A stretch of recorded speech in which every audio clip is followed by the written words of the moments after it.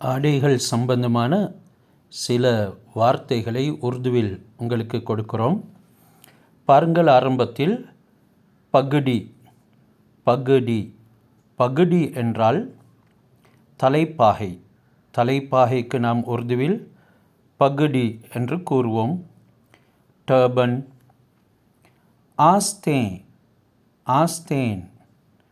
ஆஸ்தேன் என்றால் சட்டக்கை, அதாவது sleeve, cuff.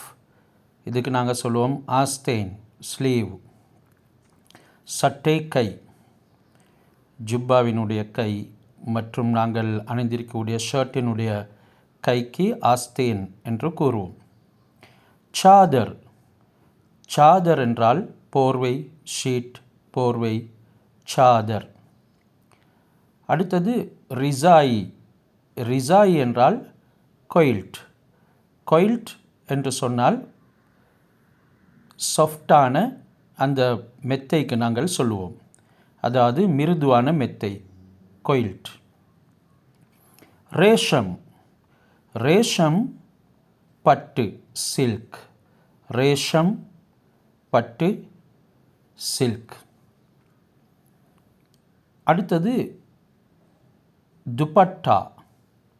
Dupatta. Dupatta என்றால் ஸ்கார்ஃப், முந்தானைக்கு கூறுவோம். முந்தானை, துப்பட்டா, முந்தானை, ஸ்கார்ஃப். அடுத்து compel. Compel. Compel blanket. Compel blanket.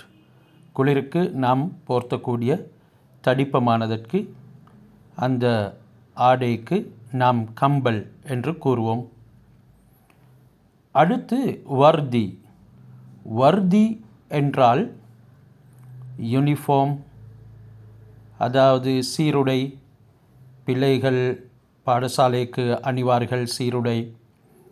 அதே மாதிரி ஒவ்வொரு அரசாங்க தொழிலாளர்கள் அவர்களுக்கென்றொரு யூனிஃபார்ம், ஒரு சீருடை, வர்தி இருக்கிறது. அப்படியான சீருடைக்கு நாம் உருதுவில் வர்தி என்று கூறுவோம். அடுத்தது சோலி.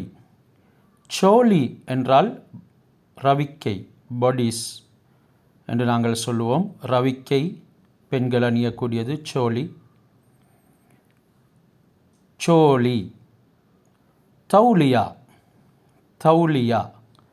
தா, வாவ், லாம், யாவுக்கு பின்னால் சின்னொரு ஹாவும் வந்திருக்கிறது. தௌலியா அதாவது டவல். தௌலியா, டவல். तौलिया से चेहरा